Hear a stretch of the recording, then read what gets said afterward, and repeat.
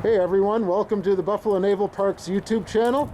Today I have Chris Affuso with me, who was really instrumental in working on our PTF-17 preservation project. Hi Chris, how are you? Good morning, Shane. I'm fine. Thank you very much. Thanks for this opportunity to provide a little bit of background about our efforts with the PTF-17 here at the Naval Park. By way of background, I was approached a couple years ago by yourself and Paul Marzello of the Naval Park here to ask of my interest to perhaps help out with preservation of the PTF-17. I had been involved with a little bit of volunteer work with the park for the previous couple of years through my employment with Praxair here in Tonawanda. I had retired not too long before that, and I think that you, Shane, and Paul saw an opportunity to maybe take use of some of my idle time. So it was really a nice opportunity to get a chance to get involved with the Naval Park. Great. The Praxair has been involved with the Naval Park as a friend of the Naval Park for quite a few years now. And recently, over the last couple of years, despite our challenges this past year of 2020 with the pandemic, we've continued to make some headway with the preservation of the PTF-17. Not only was I interested in helping out through my previous employment with Praxair, but I guess I also come by it honestly as a Navy guy myself. I put in a combination of about 27 years in naval service through active duty and reserves, and I retired as a chief warrant officer in 2007. So background with the Navy naturally has provided some passion and desire to do some justice to this old Vietnam era PTF boat. It's in pretty rough shape, sadly.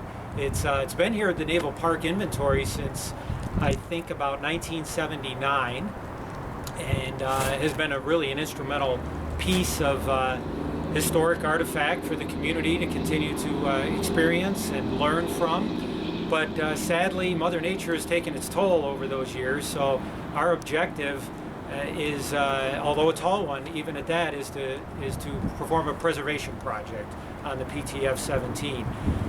We'd love nothing more than to do a restoration project and put this old gal back in the water, but that's a little bit too tall of a hurdle to jump, we think, at this point. So we're doing our very best. We started last year, actually 2019.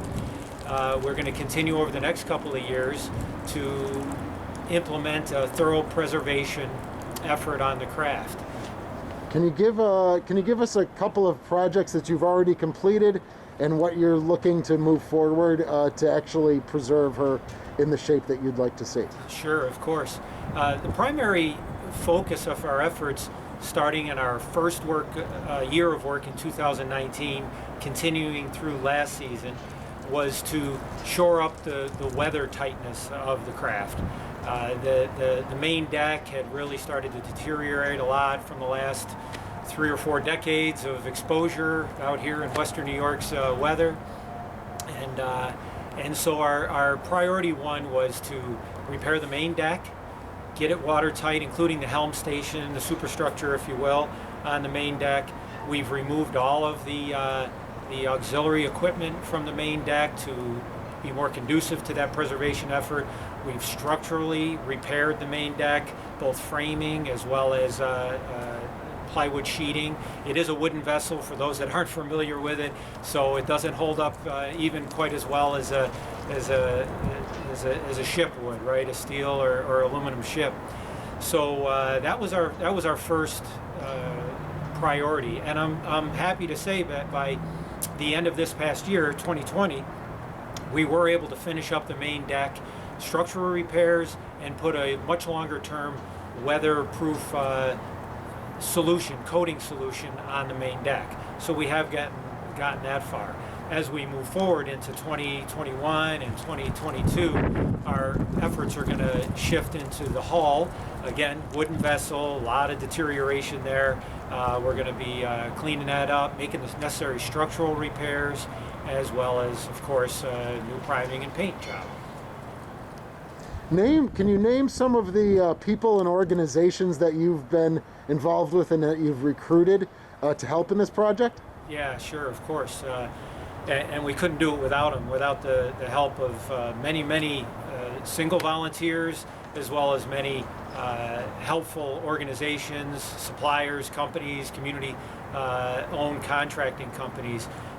Some of the significant ones, and there are too many to list off the top of my head, I apologize, but Praxair, now Linde, formerly Praxair, continues to be a big friend of the Naval Park and a significant contributor and supporter, both in financial help as well as hands-on during volunteer work days through the summer. United Way Day of Caring being one of the most significant volunteer work days that we continue to benefit from here at the Naval Park. Northrop Grumman has been a very significant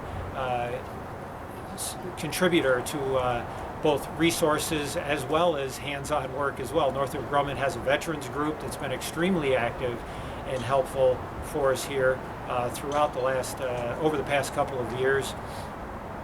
I could not go without applauding Home Depot in their help through their, again, both hands-on volunteer work groups that come help us out on the craft with actually swinging hammers and running saws. But of course, as you might imagine, significant donation of building materials, which again, with a wooden vessel, is very much appreciated from Home Depot. There's many other organizations that have helped in other ways as well, and I'm afraid to even try to list all those because I know I would miss somebody. So what would you want a visitor to take away while the project is going on and when the preservation project is complete? What do you want a visitor to take away from the project and the history of the boat itself? Sure.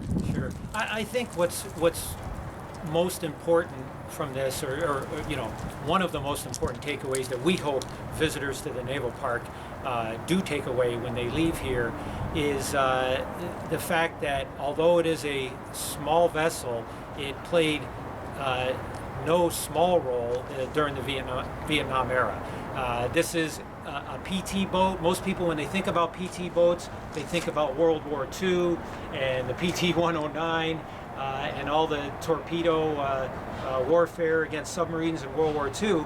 Well, the PT boat was resurrected, the PT boat design was resurrected during the Vietnam era for the express purpose of inserting special forces along the Vietnam coastline and doing our work during the Vietnam era. It's not a riverboat. A lot of people would commonly confuse this for possibly a Vietnam era riverine warboat. This is an offshore combatant craft, and again, it was primarily used to insert SEALs and other special warfare forces along the coast of North Vietnam. So it's very significant. It is not something that people think about when they think about the Vietnam War, the Vietnam era. So we're lucky there is a very small number of these vessels still in existence. This is really one of the, I think, to the best of my knowledge, one of only 2 or 3 that are still in existence in the United States, intact, as a wooden vessel, this particular class of PTF. So we're very fortunate to have it here, and our objective is to give it another 20 or 30 years of life for people to learn from. Well, Chris, thank you so very. Oh, and here comes the snow, everybody. Here comes the snow. Thank you very much for all of your work for the Buffalo Naval Park, and continued best on working on the project. You're welcome. Thank you, Shane. You're welcome. Thank you.